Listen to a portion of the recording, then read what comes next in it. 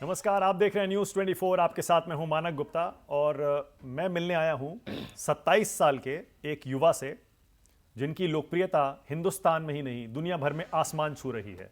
यकीन करिए, ऐसी लोकप्रियता इस उम्र में 27 साल में देश में या तो किसी क्रिकेटर को मिलती है या फिर किसी फिल्म स्टार को मिलती है, लेकिन ना ये क्रिकेटर हैं ना ये फिल्म स्टार हैं।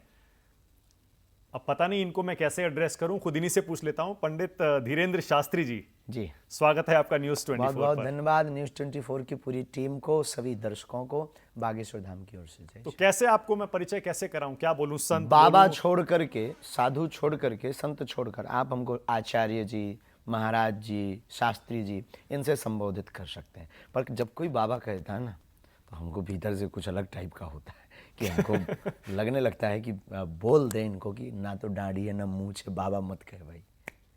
बाबा से सिर्फ उम्र की वजह से आपको आपत्ति है या और भी कोई वजह है? नहीं, क्योंकि नहीं, बाबा नहीं। सुनते ही क्योंकि हम बाबा हैं नहीं, इसलिए झूठ क्या पसंद। होता है बाबा?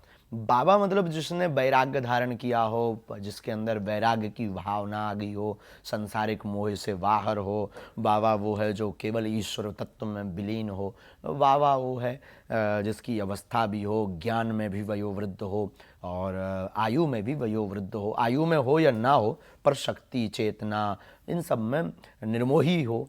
हम इन सब से पर ज्ञान में तो आप इन सबसे कम है नहीं। सबसे कम ही। हिंदुस्तान में जितने बाबा हैं, इतनी लोकप्रियता वरना ऐसे ही थोड़े मिल जाती। जैसे मैंने शुरू में कहा, या तो क्रिकेटर या फिल्म स्टार। वो आपकी उम्र 27 साल ही है ना? हाँ, अभी हो गई।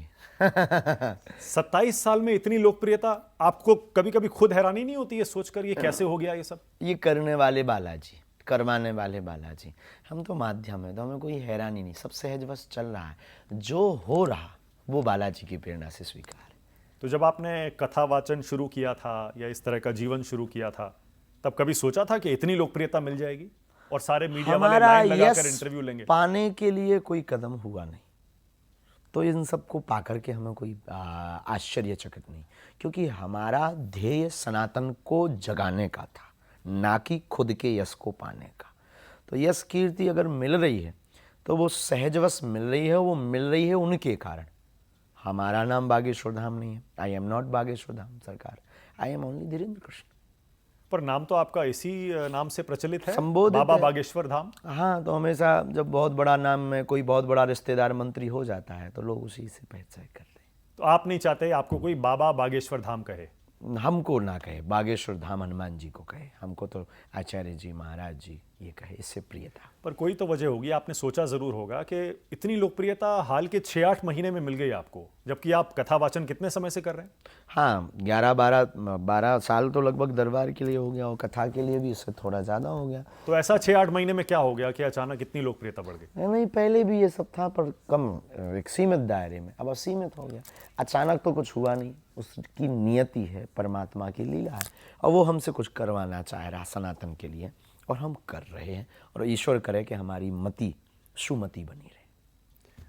लोगों का कहना है कि आप जानबूझकर विवाद पैदा करते हैं अपने बयानों से, क्योंकि उससे लोकप्रियता भी मिलती है, उससे सुर्खियां मिलती हैं, चर्चा में आते हैं। पब्लिक स्टंट्स या लोगों को रिझाने के लिए हमारा कोई बयान नहीं होता, हिंदुओं को जगाने के लिए हमारा बयान होता है। और हिंदुओं को जगाने का बयान अगर कोई न्यूज़ में आने का मान रहा है तो हमें लगता है कि ठीक उसकी आंखों में मोतियां बिंद है। क्यों आप इतने विवादों में रहते हैं फिर? क्या लोग, आपको लगता है, लोग जानबूझकर विवाद आपको टारगेट करते जानबूझ हैं? के टारगेट कर लेते हैं, क्योंकि हमने उनकी दुकानें बंद करवा दी, हमने उनकी गठरी और ठठरी दोनों बांध दी। उनके जो हजारों कई सालों के मिशन थे भोले भाले हिंदुओं को धर्मांतरण करने के, उन मिशनों को हमने टारगेट किया। उनके घर में, उनकी मांद में बैठ करके और उनकी गोद में बैठकर उनकी दाढ़ी नोच ली है। तो किसकी तरफ इशारा कर रहे हैं आप? हलीउल्लाह वालों की तरह। कौन कौन लोग हैं, कितने लोग हैं, कौन सा वर्ग है ये जो आपको टारगेट करना चाहता है? बहुत वर्ग हैं जो राम विरोधी है, जिन्होंने रामचरितमानस को फाड़ा, जिन्होंने पालघर के संतों को मारा, जिन्होंने राम मंदिर को काल्पनिक कहा, जिन्होंने राम सेतु को काल्पनिक कहा, जिन्होंने राम को झूठा और असत्य बताया, जिन्होंने साधु संतों को पाखंडी कहा, जिन्होंने धर्म को आडंबर कहा, जिन्होंने भगवान की धरती नहीं है ऐसा कहा, ये सब लोग हैं। आपको नहीं लगता कि बाबा नाम बदनाम भी हुआ है हाल के 10, 12, 15, 20 सालों में ज़्यादा, क्योंकि बहुत सारे लोगों ने अपनी दुकानें भी इसी नाम से चलाई हैं? या आपको लगता है कि धर्म के नाम पर जितने भी बाबा हैं वो अच्छा काम कर रहे हैं? सब तो नहीं कह सकते, सब नेता तो अच्छे नहीं हैं, कुछ नेता भी जल गए, पर इसका मतलब ये नहीं है कि इन लोगों में अच्छाई भी तो नहीं है, एक आपके जैसे भी कुछ पॉलिटिक्स में भी बहुत अच्छे लोग हैं। ऐसे ही इस समाज में जब कोई अपरिपक्व कच्चा आदमी अध्यात्म में आ जाता है तो वो बहक जाता है, और गुरु परंपरा का पक्का लंगोट का पक्का आदमी आ जाता है तो वो निखर जाता है। ईमानदारी से कहिएगा, आपका जीवन तो बदला होगा हाल के 6-8 महीने में? हम निजी या बिल्कुल वैसे ही है जैसे पहले अंदर चल से रहा कुछ भी नहीं बदले, वही पागलपन, वही मनमोजी, वही फक्कड़पन, वही किसी से ना मोह ना निर्मोह, वही बेबाकी, वही हमारा मजाकिया अंदाज, हमने नहीं बदला। और ईश्वर करे हम बदले ना, और ईश्वर करे बस थोड़ी सी बीच में हमें लग रहा था कि हम बहुत ज़्यादा इन सब में पढ़ करके अपने बहुत ही सबसे लास्ट में पिछड़े लोगों से दूर हो रहे हैं, तो हमने उस स्टंट को भी ज़ीरो करके फिर जो का त्यों किया। क्या बदला आपने? कुछ भी नहीं, जो वो लोग मिल नहीं पा रहे थे, बैरिकेडिंग बहुत हो गई थी और आसपास की टीम बहुत कड़क हो गई थी, सिक्योरिटी हो गई थी, फिर प्रशासनिक सिक्योरिटी हो गई थी, इससे जिनको मिलना चाहिए वो हमसे मिल नहीं पा रहे थे, वो दूरी हमको दिखने लगी थी, तो हमने इन सबको बैठा कर मीटिंग लेकर के फिर से रास्ता क्लीन किया। ओके, मतलब आपको लोगों के बीच जाने में अब कोई दिक्कत नहीं है? अब तो लोग बहुत, कभी भी नहीं, हमको तो पहले भी नहीं हुई। अब तो हर जगह आपको घेर लेते होंगे? हाँ, कोई जहाँ भी नहीं, आप जाते हमारे अपने हैं, पराये थोड़ी है। तो मतलब जीवन आपका बिल्कुल वैसे ही चल रहा है जैसे पहले चलता था? जैसे आपने कहा मनमौजी, कभी फक्कड़पन, क्रिकेट भी खेल लेते हैं, हाँ अभी भी फिल्में क्रिकेट भी है। देख लेते हैं? फिल्में तो बहुत पहले द कश्मीर फिल्म फाइल्स देखी और कुछ नहीं, ऐसा कोई हमारा फिल्मों का शौक नहीं। तो फिर ये कश्मीर फाइल्स क्यों देखी? वो राष्ट्र के लिए थी, उसमें कुछ नया था, उसमें कुछ नवीनता थी, उसमें यथार्थता थी, और यथार्थ का और सत्य का कोई विरोध कर रहा था तो सपोर्ट करना हमारा दायित्व था। तो यानी ये भी आपने सनातन धर्म के लिए किया? हमारा प्रत्येक जीवन का प्रत्येक लक्ष्य सिर्फ सनातन है, और हम जिएंगे भी इसी के लिए और मरेंगे भी इसी के लिए, और कोई भी धीरेन्द्र कृष्ण को मिटा दे कोई दिक्कत नहीं, लेकिन जब तक हम मरेंगे तब तक हम घर घर धीरेन्द्र कृष्ण बना कर जाएंगे। तो ये मिशन जो आपका है ये आपने हाल ही में तय किया है या जब बहुत आपने शुरू पुराना किया है, था तभी से ये मिशन? बहुत पुराना है, बहुत पुराना सपना है, बचपन का सपना है हमारा, हिंदू राम राज्य की कल्पना का, हिंदू राष्ट्र राम राज्य की कल्पना का, सनातनियों की एकता का।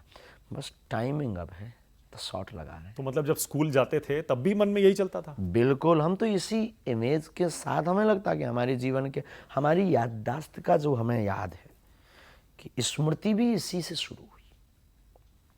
महारानी लक्ष्मीबाई के चरित्र को पढ़ना, वीरांगना लक्ष्मीबाई हमारे बुंदेलखंड की थी, स्वामी विवेकानंद के चरित्र को पढ़ना, नरेंद्र से विवेकानंद तक की कहानी, इन सब में बहुत हमारी रुचिकर थी, बहुत ज़्यादा रुचियाँ थीं, और उन्हीं की तरह फिर चीज़ों को हम ढालते थे बच्चों के बीच में बैठ कर के, फिर उनको समझाते थे, मोटिवेट करते थे, फिर सपना देखते थे, एक ड्रीम देखते थे कि हम भी ऐसा करें।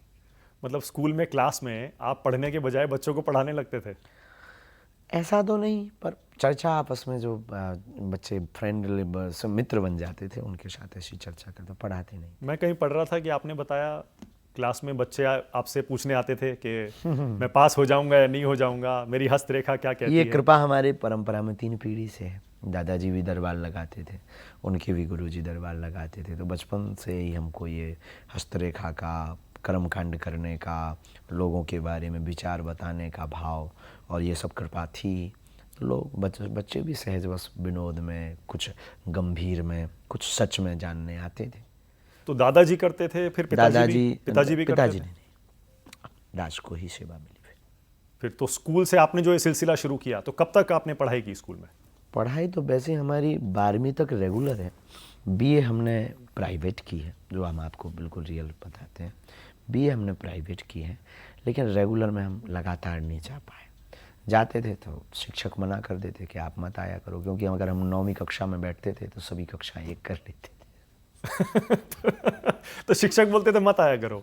कभी कभी बोलते थे, बाकी हम बहुत सौम्य, बहुत सहज और बहुत लाइन में बैठकर ही पढ़ते थे, जैसे बच्चे पढ़ते हैं वैसे। तो मतलब बच्चे आपको घेर लेते थे, इसलिए शिक्षक भी कहते होंगे भाई क्या है ये, हम पढ़ा नहीं पाते हैं। मंडली थी तो वो कभी कभी ऐसे बोलते थे, जैसे हमारी ये जो शरारतिया मौज है। ये जब बढ़ जाती तो वो रोकते थे कि इससे अच्छा तो मौज है। शरारत भी करते थे?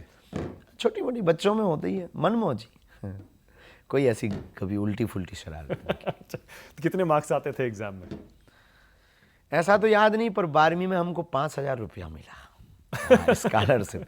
74% हमने बोर्ड की परीक्षा पास कर। 74? हाँ। 12वीं में? 12वीं में। तो अच्छा होता है तो। हाँ, तो ये हमारे लिए अच्छे समय थे वो। तो मतलब ग्रेजुएट हैं या और 12वीं में आपके 74%। पढ़ा लिखा बंदा है। हाँ, आपकी बातों से लगता है। ऐसा भी नहीं हम। And how is your English? No, अंग्रेजी अंग्रेजी बहुत हमारी अच्छी नहीं बहुत निचले स्तर की होनी भी नहीं चाहिए उतनी अच्छी। क्यों? लोग हमसे कहते हैं कि आप अंग्रेजी सीखो ताकि अंग्रेजों को लाभ मिले। हमने कहा अंग्रेजों से कहो कि वो हिंदी सीखे ताकि उन्हें लाभ मिले। ठोकर कौन सी लगी है धीरेन्द्र हर शास्त्री को? प्रकार की अवहेलना भी हमने सही, और हमने आर्थिक ठोकर भी बहुत खाई। हमने सामाजिक ठोकर भी बहुत खाई कि हमारे पिताजी का नाम कार्ड में नहीं लिखते थे क्योंकि हम गरीब थे, लोग पूछते नहीं थे। एक बार टीवी को लेकर के पड़ोसी के घर देखने गए, उन्होंने मना कर दिया, भगा दिया। बहुत सी ठोकरें खाई, लेकिन हमने कभी इन लोगों को कोई भी टिप्पणी या प्रतिक्रिया नहीं की। हमने इसकी प्रतिक्रिया ठीक विपरीत तरीके से दी। उन्होंने हमें मना किया कि आप टीवी नहीं देखेंगे। हम वापस आए, आंखों में आंसू भर के रोए। उनसे ये नहीं कहा कि मैं तुम्हारे द्वार नहीं आऊँगा, घर नहीं आऊँगा, कभी मुंह नहीं दिखाऊँगा, बड़े टीवी वाले बन गए या बहुत बड़े आदमी बन गए, भाड़ में जाओ, ये वो नहीं। थैंक यू ये बोल के निकले। एकांत में 1.5-2 घंटे पहले रोए दबाकर, फिर बैठे बैठे वहीं प्रण लिया कि अब धीरेन्द्र तभी टीवी देखेगा जब अपने बाप की होगी।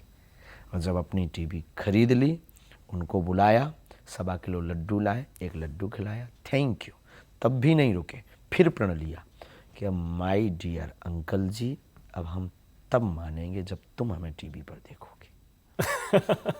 अच्छा, तो ये वहां से ये शुरू हुआ है?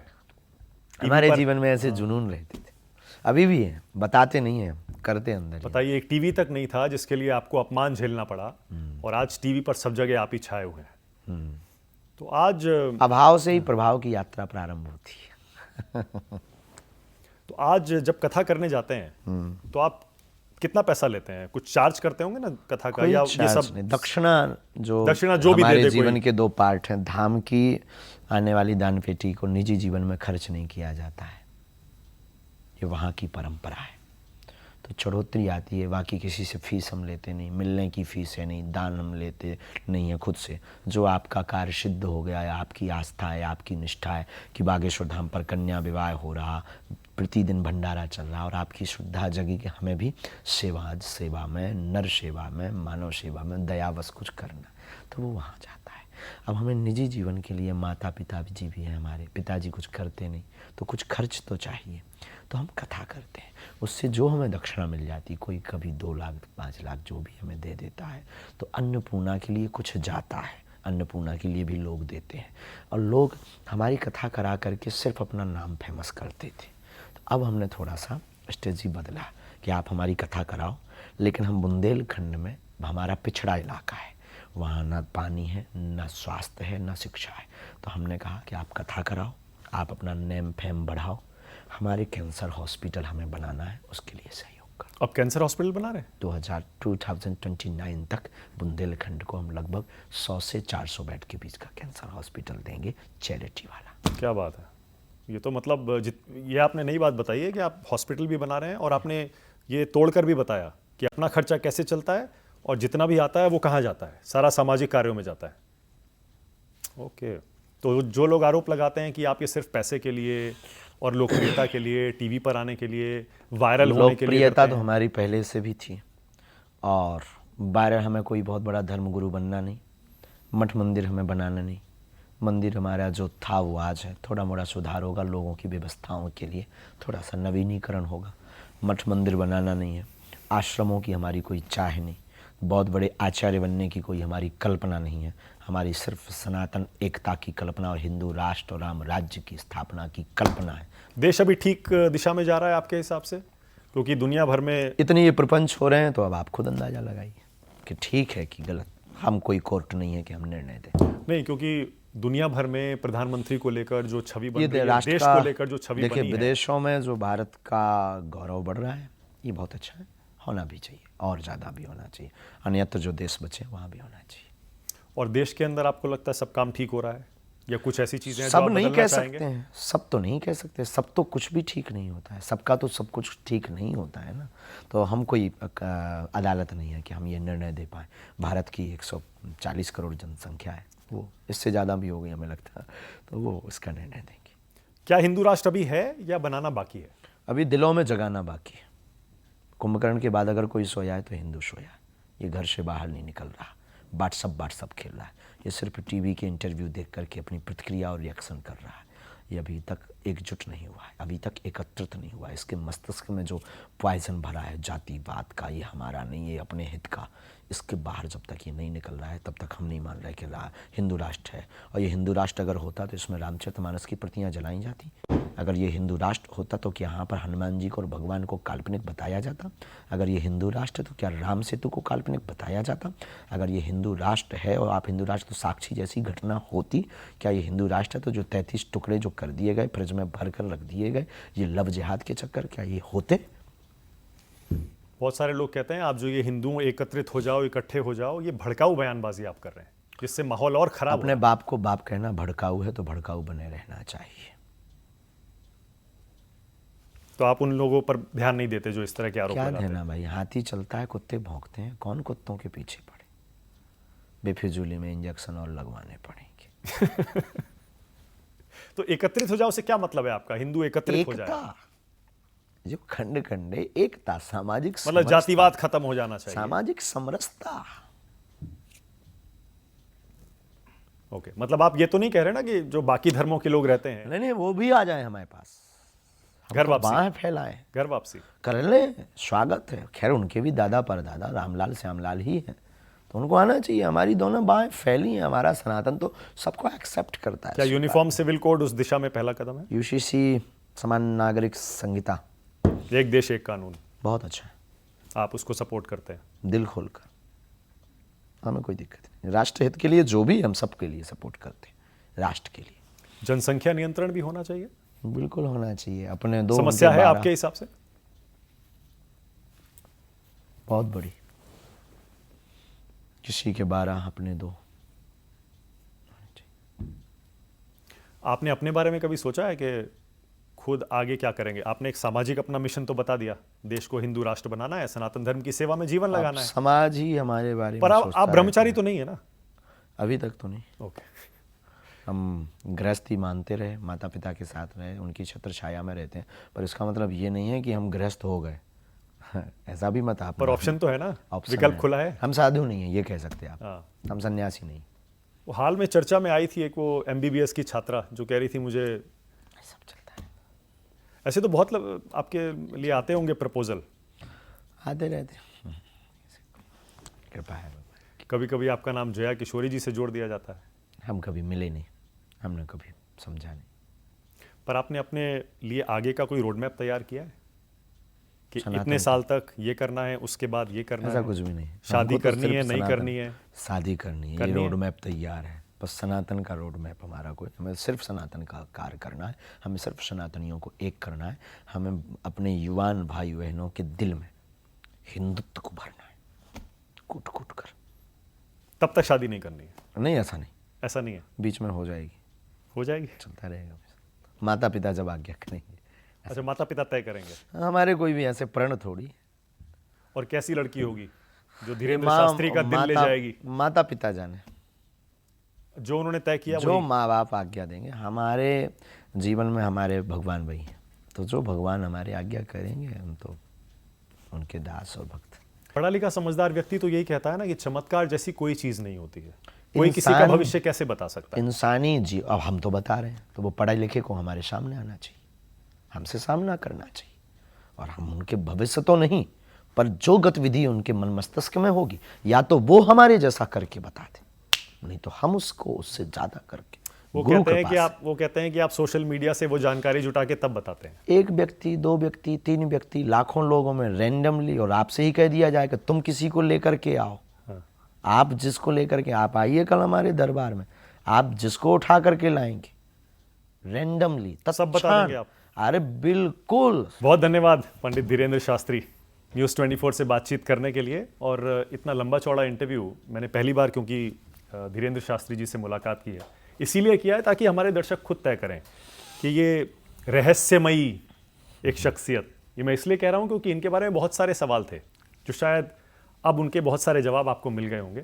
निजी जीवन में भी आपके हमारे जैसे ही हैं पंडित धीरेन्द्र शास्त्री, मनमौजी हैं, खेलते भी हैं, हंसी मजाक भी करते हैं, पढ़ाई भी की इंसान है साधारण, क्रिकेट भी खेलते हैं, बोलते हैं पिक्चर भी, कश्मीर फाइल्स भी देखी है।